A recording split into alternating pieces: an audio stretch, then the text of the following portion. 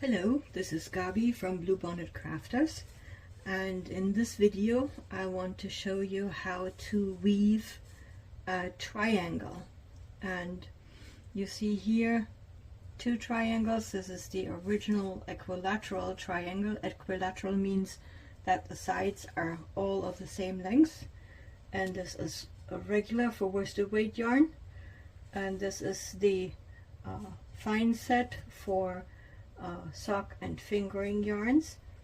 I will show in this video how to weave on the equilateral triangle with worsted weight yarn, but the same principle applies to all of our triangle looms. So let's take a look.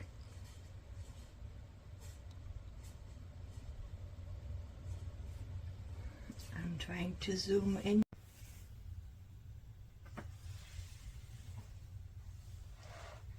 Weaving a triangle on a pin loom follows the same rules as weaving a triangle on one of those very huge looms. Some people still call them pin looms. The reason why I want to show you in detail how to weave on a triangle on a pin loom is because the smaller you get, it's not more difficult, but you will use a few different tricks to weave the same weaving method on a smaller loom, particularly you know, when you work on a fine set triangle where the pins are smaller or closer together. There are just a few things that come in handy when you know them. Alright, let's get started weaving, and I will try to zoom in as much as possible so that you can see as much as possible. Alright, our triangle looms have two corners that have little lines to it, and like with all other of our looms, this indicates that this is where you start with your work. The third corner does not have any markings, and it also doesn't have a pin. This is not a mistake. It's intended, because this is, you know, you have your hand with a tool. This is intended to give you more space for weaving, which is particularly important when you have a fine set where the pins are closer together and you have to work through, you have to be able to move more. You see this? This is also why the last set of pins is a little bit farther apart. Again, this is not a mistake. This is by intention. The weaving allows you to do that, and it gives you a little bit more space to move the tool. All right. So, hand with the weaving tool is at the corner where there is no pin. Let's start weaving. I like to measure twice the length of the loom. It's all kind of approximate. There's no, it has to be exactly this. And then I make a slip knot. Okay? Just make sure that we're still in focus. Yeah, I can move over just a tiny little bit here. And we will start at the corners that have those line markings. The slip knot goes over the corner pin that's the farthest away from you, which in the video is at the top of the screen. Okay, from there, this is kind of the setup row is a little bit different than the actual weaving.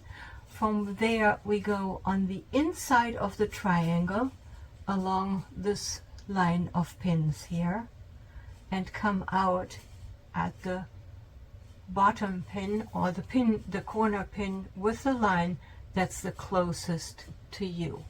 Let me just show you this. See where it comes out? Right there. Okay. And now we go towards the corner that has no pin and go around the corner pin and the next available pin. I like to use the term next available pin. Next available means to me that's the pin that doesn't have anything around it yet.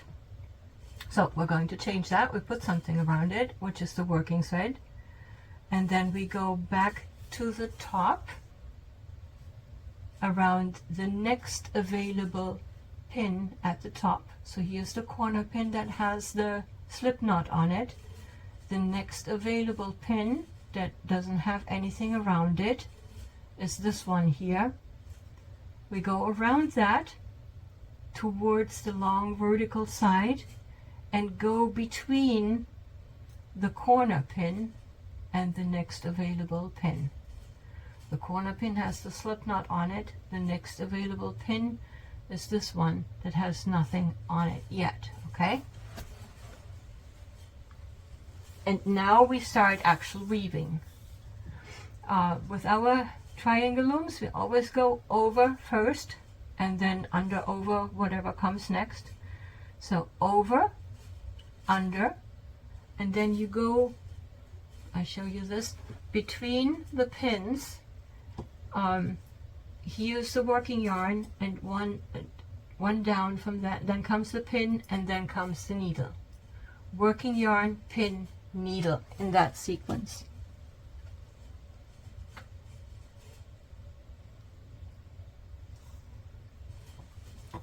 Then you fetch the yarn, pull it through, go over the next available pin up here,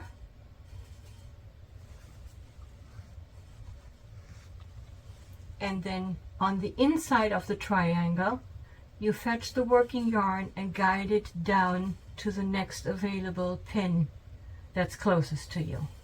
Okay? At this point I take the working yarn and adjust that or guide that down to where we will be weaving next. And I'll just quickly show you.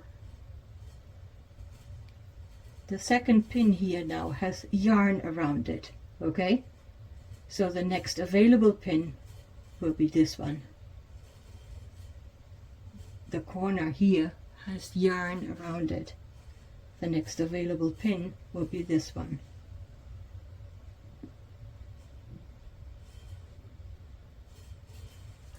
All right, time to weave.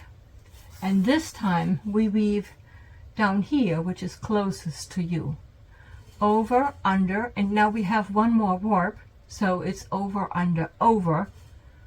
Go out between thread, pin, and needle. I'm going to just show you this here.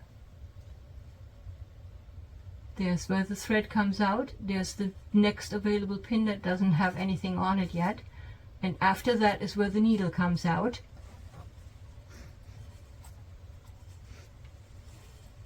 Fetch the yarn,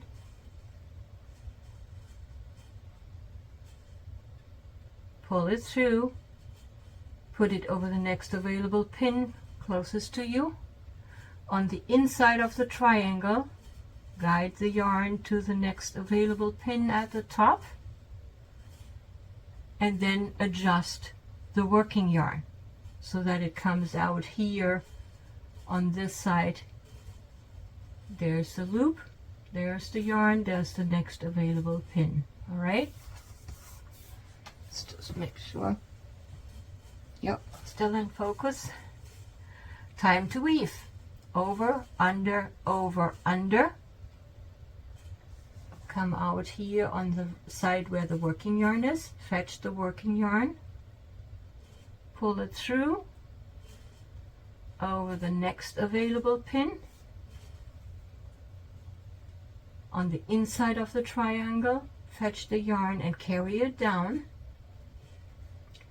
and then adjust the working yarn, or carry over the working yarn to come out loop, loop, nothing in between those two. Okay? We always weave where the working yarn is. So now we weave on this side. Over, under, over, under, over. Fetch the yarn, pull it through, next available pin, carry it over, and carry the working yarn over. So now it's kind of just, and you will see that the yarn travels in U shapes. Okay, let's do this again. Over, under, all the way across. Fetch the yarn, pull it through, next available pin here, carry the working yarn down,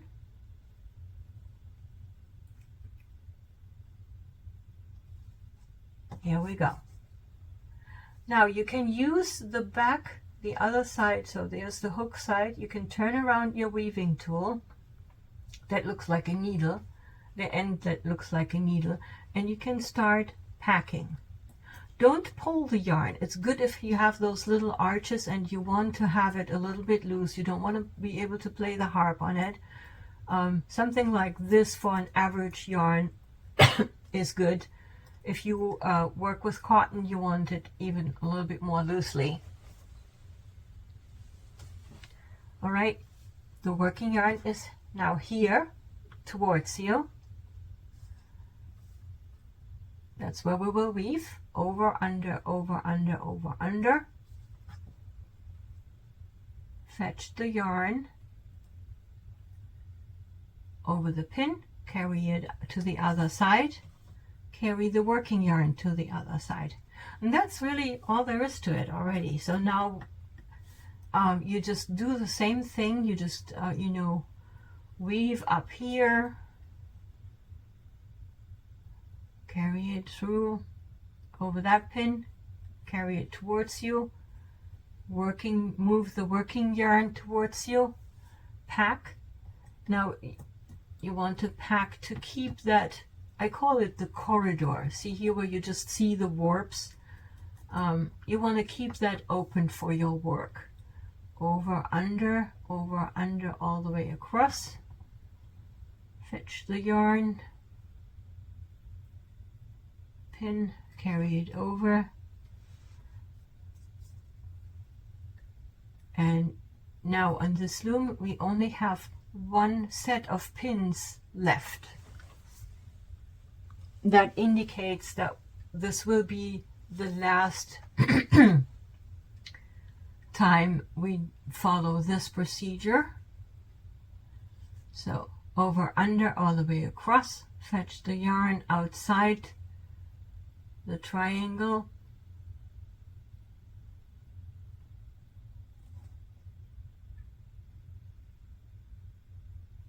when you get to the last loop, it's always good, you can always, to work with tension, you can pull it as much as you want. Okay, that it really doesn't matter. And then you can adjust it by pulling it back here, and don't pull it too tight. If you pull it too tight, it will kind of shrink the triangle. You don't want that. Just pull it up a little bit farther than necessary, and then gently adjust it so that there's very little tension.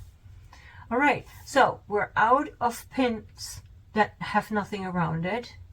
All three sides have all pins covered, except for on this side, there's one pin that doesn't have anything on it. And that's okay. That's what we want, because that tells us that we're done with the regular weaving process, and there's only one more row that needs to be woven, and then we're done. if you were to take off the triangle right now, it will still fall apart. So we will weave one more row to lock the weaving. Just open the corridor a little bit here, and then we measure how much yarn we need for the last row. And on triangles and squares, based on my experience, you have you take it like one wrap is enough to do the last row of weaving, and then you still have a little bit of a tail for sewing things together. Okay, right? So one wrap and cut, and then I take the other side for the last row.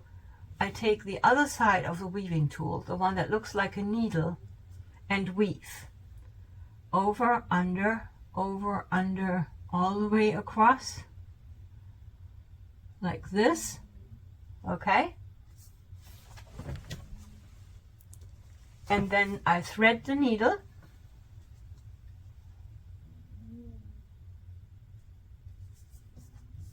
just make sure that this shows.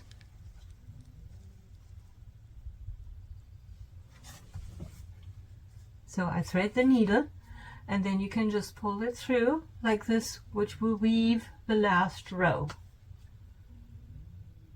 Adjust the tension, and your triangle at this point is all done. You can again use the back of your tool to adjust a little bit the weaving if you want. And now it's time to take off the triangle. You can use the opening at the bottom to push it out, but I like to use my weaving tool. Just go along the side like this on the inside and weave up and move up the weaving on both sides, and at some point it will pop off, pop and pop, and then you can take it off, which does not distort the triangle. It stays nice and even. Take a look at how smooth this looks. Okay, this is usually the time when you can undo the slip knot up here. It already undid itself. So we're done. This is your finished triangle. You can weave in the ends, you can weave them back into the weaving or along the sides, or you can use those ends for sewing your piece together. All right, that's all there is to it. If you have any questions, please feel free to ask them in the comments section of this video, or contact us, send us email or contact us through the blog. I like to say, you know where to find me. Have fun, and bye-bye.